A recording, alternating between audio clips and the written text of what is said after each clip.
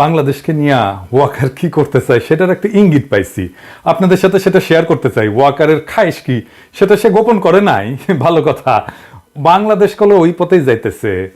আজকের এপিসোড শেষ হলে বুঝতে পারবেন যে বাংলাদেশে সিসির মতো একটা সামরিক শাসনের সম্ভাবনা তৈরি হইতেছে। সেই সরকারের প্রেসিডেন্ট হয়তো প্রফেসর ইউনূসই থাকবে। এটা ওয়েস্ট খুশি, মানে পশ্চিম খুশি, ইন্ডিয়া খুশি, আমেরিকা খুশি, ইউরোপ খুশি, আওয়ামী লীগও খুশি, বাঙ্গু এলিটেরাও খুশি থাকবে। কিন্তু গণতান্ত্রিক বাংলাদেশ গড়ার লড়াইয়ে যারা ছিলাম তাদের আরেকটা দুর্বিষহ ভবিষ্যৎ লড়াইয়ের জন্য তৈরি হইতে হবে। কেন আমার মনে হচ্ছে বাংলাদেশে সিসির মতো শাসনের বিপদ আছে, সেটা আমি 5টা অংশে ব্যাখ্যা করব আজকের এপিসোডে।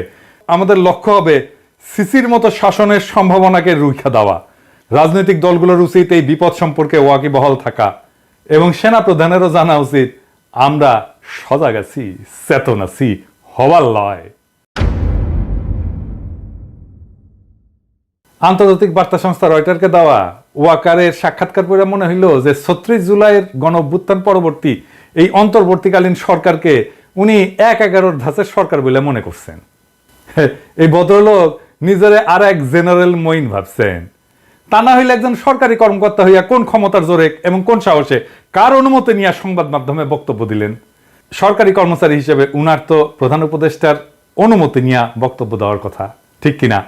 রাষ্ট্র, রাজনীতি এবং দেশের সর্বশেষ পরিস্থিতি নিয়ে সরকারের মন্ত্রী পরিষদ বিভাগের সচিব, পুলিশের আইজিবি, নৌবাহিনীর প্রধান, বিমান বাহিনীর প্রধান অথবা প্রধান বিচারপতি কি প্রকাশ্যে গণমাধ্যমে বিবৃতি সাক্ষাৎকার দিতে পারবেন? পারবেন না। উনি কেমনে দিলেন? কোন অধিকারে? কোন হেডমে? হাতে অস্ত্র আছে আর তলে সৈনিক আছে। সেই জন্যে ফ্যাসিবাদের অবসানের পরে গণতন্ত্র ফিরে আসলে বলে কি সরকারের শীর্ষ কর্মকর্তারাও স্বাধীন হয়ে গেলেন? চাকরিবিধির সকল শর্ত লঙ্ঘন করিয়া, নিয়ম নীতি ভাঙ্গা তারা কি দেশে অরাজকতার সৃষ্টি করবেন? এই সেনা প্রধানের দেখানো পথে তো সোনার বাংলা দেখতেছি ওই দিকেই আগাইতেছে। বৈবাহিক সূত্রে উনি শেখ পরিবারের জামাই, মাশাআল্লাহ। খুনি হাসিনার ফুফাতো বোনকে বিয়ে করছিলেন ওয়াকার, জেনারেল ওয়াকার। স্ত্রীকে অনুসরণ করিয়া সেনা প্রধান পতিত হাসিনাকে বড় আপা বইলা ডাকতেন আর কি, এখনো ডাকেন। হাসিনার পরিবারের জামাই হওয়ার কারণে বহু যোগ্য অফিসারকে টপকাইয়া ওয়াকারুজ্জামান দেশের সেনাপ্রধান হয়েছেন। এটা জানা কথা, আমরা সবাই জানি, তাই না? এটা একটা খারাপ নজির, যা বাংলাদেশের সশস্ত্র বাহিনীর এক অগৌরব গাথা। ভুললে কিভাবে চলবে? খুনি হাসিনার একান্ত অনুগত বইলাই এই সেনা কর্মকর্তা ওয়াকার গত 15 বছর যাবৎ একে একে সবগুলা লাভজনক এবং গুরুত্বপূর্ণ পদ অতিক্রম করে সেনাপ্রধান হয়েছেন, ঠিক কিনা ওয়াকার সাহেব? কথা সত্য। এই পদ পরিক্রমায় তিনি সবসময় তার আপার দুঃশাসনের পক্ষেই কথা বলছেন। এর বিরুদ্ধে কখনো কি কোথাও একটা শব্দ উচ্চারণ করেছেন? হ্যাঁ, ওই আমলে সকল কুখ্যাত জেনারেলদের সাথে তো মিলেমিশে থাকিছেন এবং গণ অভ্যুত্থানের পরেও তাদেরকে রক্ষা করার চেষ্টা চালায় গেছেন। রাজনৈতিকভাবে ফ্যাসিজমের পক্ষে 15 বছর যাবৎ ব্যবহৃত এই সেনা কর্মকর্তা 36 জুলাই ছাত্র জনতার গণবিস্ফোরণের আগের এবং পরের অভিন্ন সেনা প্রধান, তাই তো? নাটকীয়ভাবে কি বদলে যেতে পারেন? পারেন না। বলেন দেখি, আজ রাজনৈতিক প্রভাবমুক্ত সশস্ত্র বাহিনীর মতলববাজি তত্ত্বের এই প্রবক্তা ভয়ঙ্কর স্বৈরাচারিণী খুনি হাসিনা 15 বছরের দুঃশাসন আমলে কখনো কি একবারের জন্য কোথাও এমন কিছু কইছেন?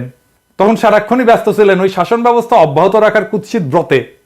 তখন তিনি তার আপা কুখ্যাত প্রধানমন্ত্রীর পদতলে সশস্ত্র বাহিনীকে রাখতে কখনো আপত্তি করেন নাই। কিন্তু এখন কেন তার এতই দরকার যে গণ অভ্যুত্থান থেকে উত্থিত গণরাজনীতির প্রভাব থেকে মুক্ত থাকার জন্য? এর কারণ বোঝার জন্য আইনস্টাইন হওয়ার দরকার নাই। ফ্যাসিজমের সকল সুযোগ সুবিধায় হুষ্টপুষ্ট হওয়া এমন সকল ব্যক্তি পতিত দুঃশাসনের অভিন্ন অংশ ছিলেন। এটা আমরা ভুলে যাই নাই। জীবদ্দশায় তারা কখনোই বদলাবে না এবং বাংলাদেশে বসে সারাক্ষণই তাদের প্রভু ইন্ডিয়ার স্বার্থ রক্ষার মরণপট চেষ্টা চালায় যাবে। অব্যাহতভাবেই এসব চেষ্টা তারা চালাইতেছেন এবং এই অপচেষ্টা আরো শক্তিশালী করার জন্য বাংলাদেশ রাষ্ট্রের অর্থও এরা ব্যবহার করতেছেন। এই অফিসাররা দেশে বিদেশে নতুন এজেন্ট নিয়োগ করছেন এবং তাদের পক্ষে বয়ান বা কাহিনী তৈরি করার চেষ্টা চালাইতেছেন। হ্যাঁ, আমার পিছনে লেগে দিচ্ছেন অবশ্য অনেককেই, মাশাআল্লাহ। লাগান লাগান লাগান, দেখি কত লাগাইতে পারেন, কার কত বড় হেডম সেটা দেখা যাবে। লাগান না দেখি ওয়াকার সাহেব। দেশপ্রেমিক নাগরিকদের ভাবমূর্তি ক্ষুণ্ণ এবং ক্ষতিগ্রস্ত করার জন্য জোরে সোরে কাজও শুরু করছে। এই সমস্ত এর অশুভ ফলাফল স্বদেশবাসী অল্প কয়েকদিনের মধ্যে দেখতে পারবেন কলে। আমি কলে আগে থেকে কয়ে রাখলাম, তবে আমার পিছনে লেগে কিছু করবে পারবে না। লাগুক না, আমি তো চাই লাগে, লাগ দেখি কত ক্ষমতা। এবার আসেন দ্বিতীয় ইস্যুতে। ওয়াকার সাহেব ঘোষণা করলেন আগামী 18 মাসের মধ্যে সাধারণ নির্বাচন অনুষ্ঠিত হওয়া উচিত। বাহ, ভালো কথা। বাংলাদেশ সেনাবাহিনীর মাঝারি মানের এই অফিসার এককভাবে নিজের মতামত দিচ্ছেন বলে দেশপ্রেমিক তরুণ অফিসার এবং সৈনিকেরা কিন্তু মনে করে না। তরুণ অফিসার এবং সৈনিকেরা ওনার আদ্যপান্ত জানেন, তাই মনে করেন ইন্ডিয়ার কুখ্যাত গোয়েন্দা সংস্থা র অথবা খুনি হাসিনার মতো কেউ তাকে পেছন থেকে নাচাইতেছে। আর একটা হইতে পারে উনি সবকিছু নায়ক হিসেবে নিজেকে জাহির করার লোভ সামলাইতে ব্যর্থ হইতেছেন, নাকি লোকটা নিজেকে জাতির সামনে একজন বিশ্বস্ত এবং গুরুত্বপূর্ণ ব্যক্তি হিসেবে আত্মপ্রকাশের চেষ্টা করতেছেন। ওই সাক্ষাৎকারটা যদি আপনারা পর্যালোচনা করেন নিবিড়ভাবে, তাহলে জরুরি কয়েকটা উপাদান কিন্তু পাওয়া যাবে। কি কি? 1 নাম্বার, সশস্ত্র বাহিনীর কর্তৃত্ব প্রেসিডেন্টের হাতে রাখার দাবি তুলে বলছেন তারা রাজনীতি থেকে দূরত্ব বজায় রাখতে চায়।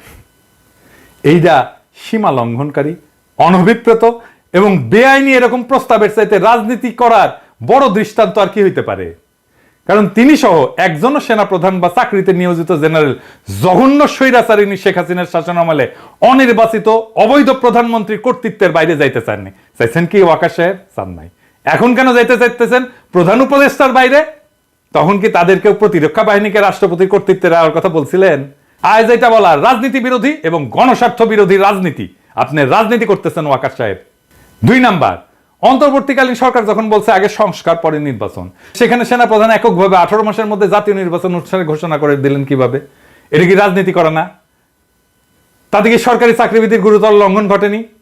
3 নাম্বার, ওয়াকার সাহেব যখন বলে যে গণতন্ত্রের উত্তরণ ঘটা উচিত, তার মানে কি তিনি পরোক্ষভাবে বলতেছেন খুনি হাসিনার উৎখাতের দিন অর্থাৎ 5ই আগস্টের আগে বাংলাদেশে গণতন্ত্র ছিল?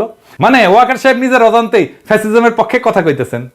4 নাম্বার, কিছু সামরিক কর্মকর্তা সাবেক প্রধানমন্ত্রী বা স্বরাষ্ট্রমন্ত্রী সরাসরি নিয়ন্ত্রিত সংস্থাগুলোতে কাজ করার সময় নিয়মের বাইরে গিয়া কিছু করতে পারেন বইলা এই সাক্ষাৎকারে সন্দেহ প্রকাশ করছেন জেনারেল ওয়াকার। ওয়াকার সাহেব মস্করা করেন আমাদের সাথে, হ্যাঁ, যেখানে সারা দেশের মানুষ নিশ্চিতভাবে জানে এই সকল সংস্থার দায়িত্ব পালনকারী শীর্ষ ব্যক্তি সহ অনেক অফিসারই নিয়মিতভাবে গুম, খুন, দস্যুবৃত্তির মতো ভয়াবহ বেআইনি কাজে জড়িত ছিলেন।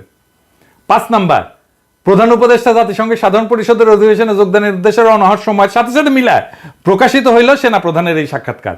আর এতে দেখা যাচ্ছে যে লোকটা পরিপূর্ণভাবে ইন্ডিয়ান রাজনৈতিক অভিসন্ধির প্রতি সাই দিয়া নির্বাচনের সময়সূচি ব্যক্ত করতেছেন এবং পতিত সরকারপন্থী জেনারেলদের কিছু শর্ত অন্তর্বর্তীকালীন সরকারের সামনে তুলে ধরতেছেন। চাকরিবিধি লঙ্ঘন করে এমন ঔদ্ধত্যপূর্ণ আচরণের জন্য সেনা প্রধানের বিরুদ্ধে ডক্টর মোহাম্মদ ইউনূস কি কোনো শাস্তিমূলক ব্যবস্থা গ্রহণ করবেন? হ্যাঁ, পারবেন না উনি করতে।